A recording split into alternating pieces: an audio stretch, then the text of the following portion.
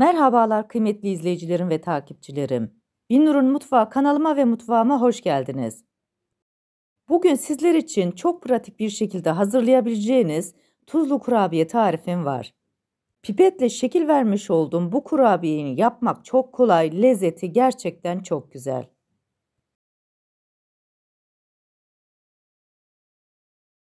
Tarifime başlamadan önce kimin nereden izlediğini bana yorumlardan yazarsanız, değerli takipçilerimin nereden izlediğini öğrenmiş olurum.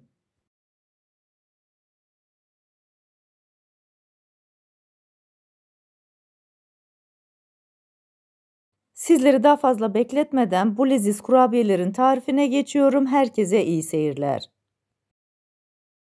İlk olarak kurabiyelerimizin hamurunu yoğurmakla başlıyoruz. Bunun için yoğurma kasesinin içerisine oda sıcaklığında bekletmiş olduğum 125 gram tereyağını ekliyorum. Daha sonra yarım çay bardağı sıvı yağ,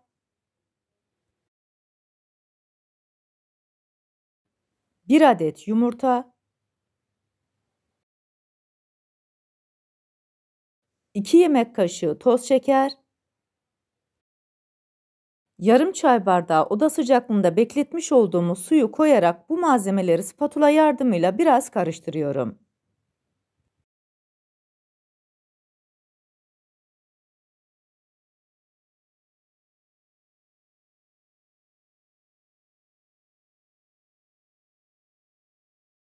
Spatula ile biraz daha karıştırdıktan sonra hamurun içerisine 1 tatlı kaşığı tuz, 1 tatlı kaşığı kabartma tozu, 1 tatlı kaşığı üzüm sirkesini ekliyorum. Üzüm sirkesini kabartma tozunun üzerine döküyorum. Böylelikle kabartma tozunu aktifleştirmiş oluyoruz.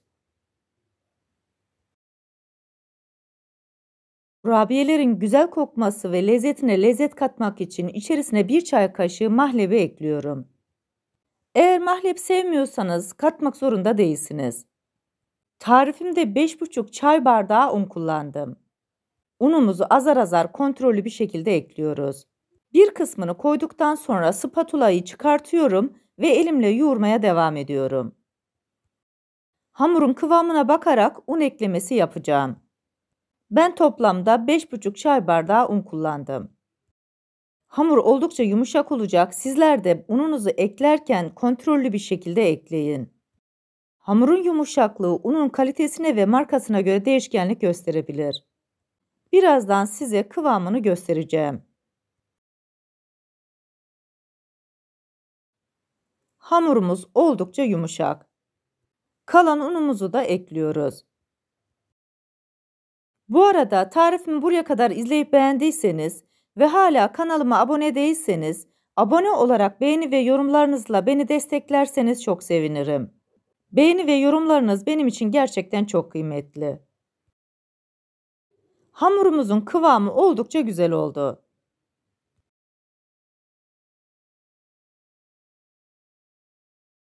Kurabiye hamurumuza şekil vermeden önce ceviz büyüklüğünde parçalar alıyorum. İlk önce elimle biraz sıkıştırıyorum, daha sonra beze haline getiriyorum.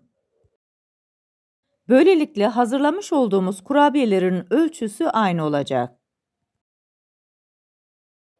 Bu kurabiyeler gerçekten çok güzel ve lezzetli oluyor, uzun zamanda bayatlamıyor.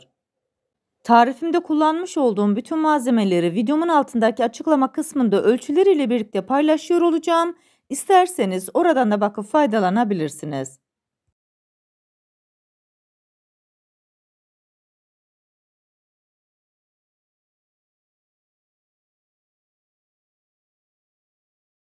Hamurun hepsini beze haline getirerek tepsiye koydum. 20 adet beze elde etmiş olduk. Bir tanesini alıyorum. İlk önce elimle biraz rulo yapıyorum. Daha sonra tezgahın üzerine koyarak elimle yuvarlıyorum. Bunun ölçüsünü şu şekilde ayarlayabilirsiniz. Bir karış ölçü alırsınız. Bu bizim için yeterli.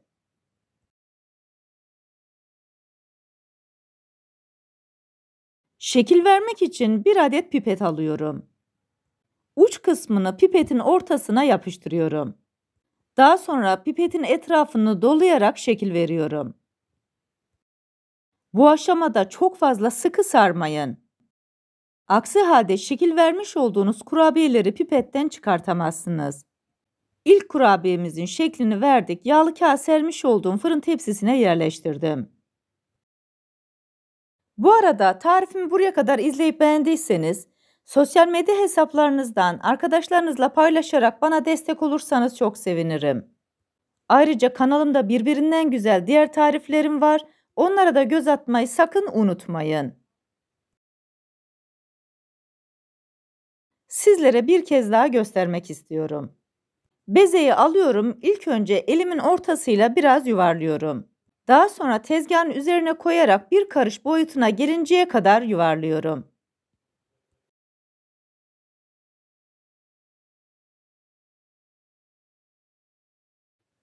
Pipeti alıyorum, orta kısmından başlayarak uç kısmını yapıştırıyorum. Daha sonra hamuru 3 kere pipetin etrafında doluyorum. Yavaş bir şekilde pipeti içerisinden çıkartıp yağlı kağıt sermiş olduğum tepsiye koyuyorum. Bütün kurabiyelerimizin şeklini verdik. 1 yemek kaşığı pekmezin içerisine 3 yemek kaşığı soğuk suyu ekliyorum. Fırça yardımıyla güzelce karıştırdıktan sonra tuzlu kurabiyelerimizin üzerine sürüyoruz.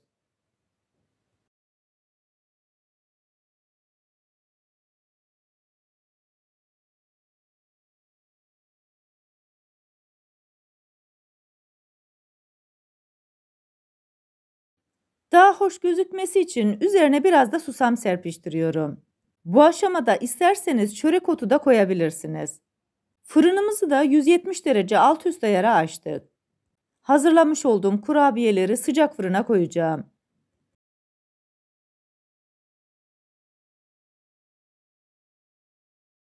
Kurabiyelerimiz fırına girmek için hazır. 25 dakika boyunca 170 derecelik fırınımızda kontrollü bir şekilde pişirdik. Fırından çıkarttıktan sonra buz gibi soğuk olmasını bekliyoruz. Böylelikle daha kıyır kıyır oluyor, daha güzel oluyor.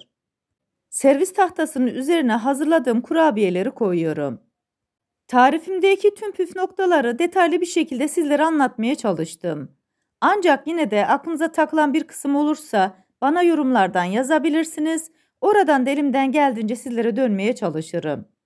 Sizlere bir de bu leziz kurabiyelerin iç dokusunu göstermek istiyorum. Kıyır kıyır, hiç bayatlamayan, tadına doyamayacağınız kurabiyelerimiz hazır. Bu leziz kurabiyeleri yapıp deneyecek olan herkese şimdiden afiyet olsun. Bir tarifimizin daha sonuna geldik. Videomu izlediğiniz için teşekkür ederim. Bana destek olmak için tarifimi beğendiyseniz beğenmeyi, abone değilseniz abone olmayı, yeni tariflerimi izlemek için bildirim zilini açmayı, tariflerimi sevdiklerinizle paylaşmayı unutmayın.